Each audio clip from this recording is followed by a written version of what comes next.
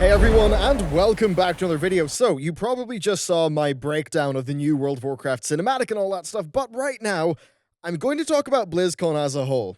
Because this has been more funny than most BlizzCons that I've covered. And we're going to start it off with a moment of silence for Wyatt Chang. Hey, just was wondering, is this an out-of-season April Fool's joke? As you can see, Per Wyatt really was in for it. So, Diablo does have a new entry to the franchise, and do remember that maybe a month ago, Blizzard did tell us they have loads of projects going, but they made an update post to kind of clarify expectations for BlizzCon, essentially saying that they have multiple projects in the works, but it's, they're not all going to be there at BlizzCon. Did that stop the crowd booing them during their panel for Diablo Immortal? No, it did not. Yeah, rather brutal. So essentially, Diablo Immortal is a new entry in the Diablo franchise. What's different about it, though, is that it is a mobile game. So it's on iOS and Android, and then you and up to, 5 other players will be able to play with each other. And looking at its graphics, well, it pretty much looks like Diablo 3, but ported to phones, which makes a fair bit of sense because phones these days are getting terrifyingly powerful. I mean, take not a phone, but take the new iPad from Apple's event on Tuesday. It has a Geekbench multi-core score of 18,000. That is almost trading blows with desktop i5s and i7s, which is pretty mental. So, yeah, I mean, it makes sense that Diablo 3 will work on a phone. The thing is, though, that's obviously not what the core Diablo audience want. Blizzard know that, though. They made a post. They made, a blue post saying, don't expect the world, basically. But still, it did feel like this should have been the lead-in to another announcement, maybe some sort of tease. That obviously did not happen. It could be that they planned for that to happen at some stage, but it obviously fell through. And, it was really weird watching the Diablo What's Next panel because the crowd, it was like at the start of the panel, they rolled out a basilisk, and that just stunned the crowd, and they just couldn't move because throughout the entire Diablo What's Next panel, the crowd were just motionless. It was really weird to watch. And then, of course, we go to the Q&A, and we just have these absolute mad lads going up and, asking, is this an out-of-season April Fool's joke? Can we please at least have it in PC? And neither of those things happening. I think the core takeaway is that this is mainly a play for a different market.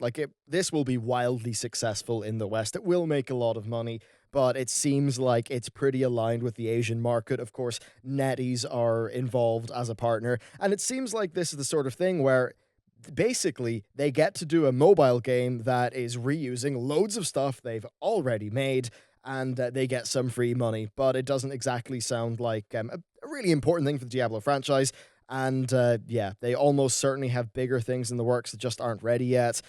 So as much as it was just hilarious while I was watching it, I do feel bad for Wyatt Chang and all the people up there because they must be really frustrated in the back of their minds knowing what's really coming.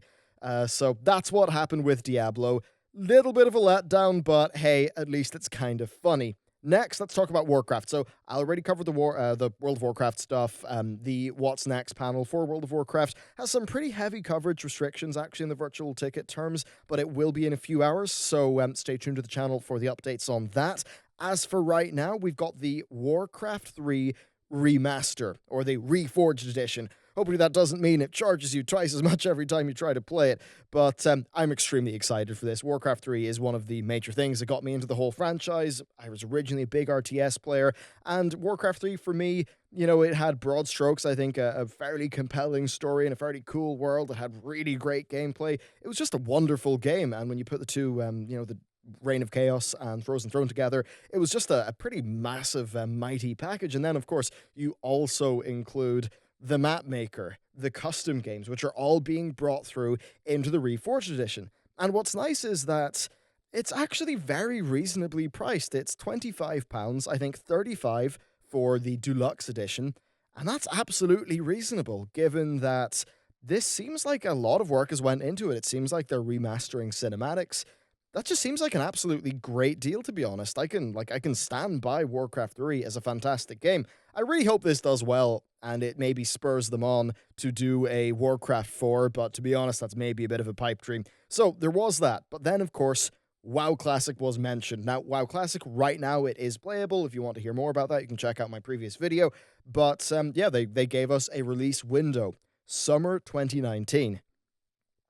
And that's maybe 9 months away, which is very interesting. So basically, it seems like now if Battle for Azeroth was to follow a similar pattern to Legion, then the final major patch of Battle for Azeroth would land in summer 2019. So they would have their final major patch in terms of the world content. Maybe the raid would come out in autumn or fall.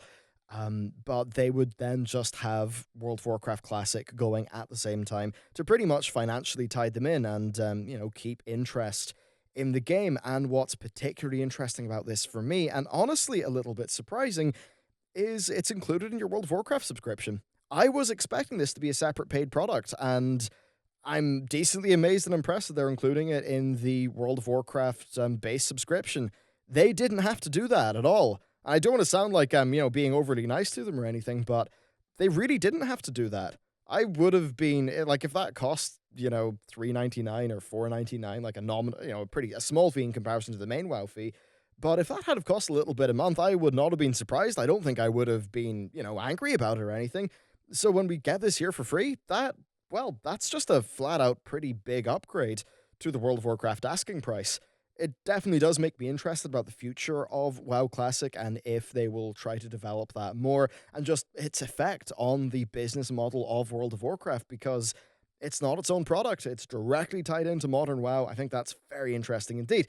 Now, moving on to the other major parts of BlizzCon, honestly, it is a fairly light year. That was maybe expected in a few areas. I think Diablo is where a lot of people were expecting something a little bit larger. I think it was a mistake, Blizzard sort of hyping up having multiple projects in the works. They maybe built up expectations a little bit too much there. I think it has meant that the rest of this is a decently low-key BlizzCon. Now, that said, as a World of Warcraft player, well, I know that they're going to talk about 8.2 and 8.3, maybe a little bit of 8.3, and that's going to be extremely interesting. So for the WoW crowd, I think we're pretty happy, but I think for people who, for whom the other Blizzard properties are major things, I don't really know if they'll be particularly excited. Now, Hearthstone got the regular Hearthstone treatment. It's new expansion, it's Rastakhan's Rumble, it's the usual affair with Hearthstone. You'll get some new cards. You'll play them with your friends. It's Hearthstone. I don't really have a tremendous amount else to say, really, about what it is.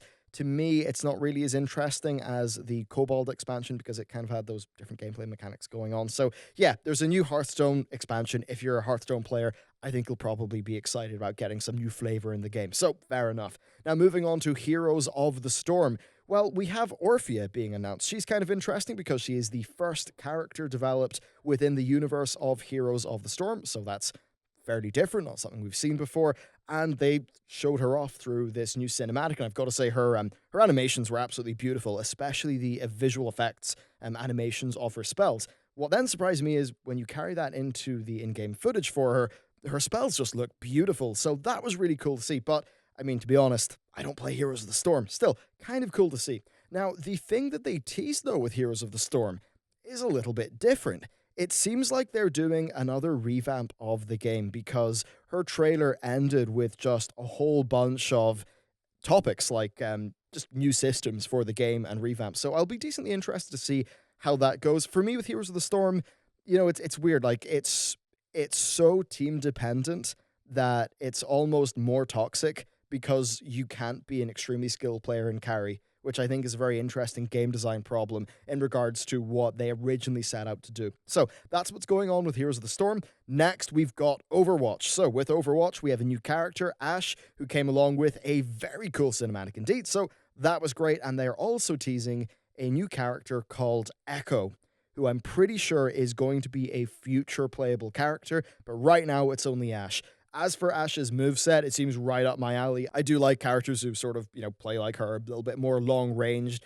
She seems to have a fairly interesting toolkit. I'll absolutely give her a go. So that's pretty damn cool for Ashe. The only concern I would maybe have with her gameplay is that her ult seems to be AI controlled, which does give me a bit of the heebie-jeebies, but we'll have to see how that goes. And then finally, we've got one of my favorite Blizzard properties, but one that seems to be taking a bit of a nap at the minute, and that is Starcraft 2. We have Zeratul as a co-op commander, and they talked a bit about Google DeepMind. Now, you're coming, I guess, from a bit of a computer science perspective. I am super interested in the Google DeepMind stuff. That seems really awesome, really cool, but I get how it's not a new gameplay feature that's going to be super exciting. But yeah, hey, it's StarCraft 2 with a new co-op commander. I mean, hey, I guess that can be played, right?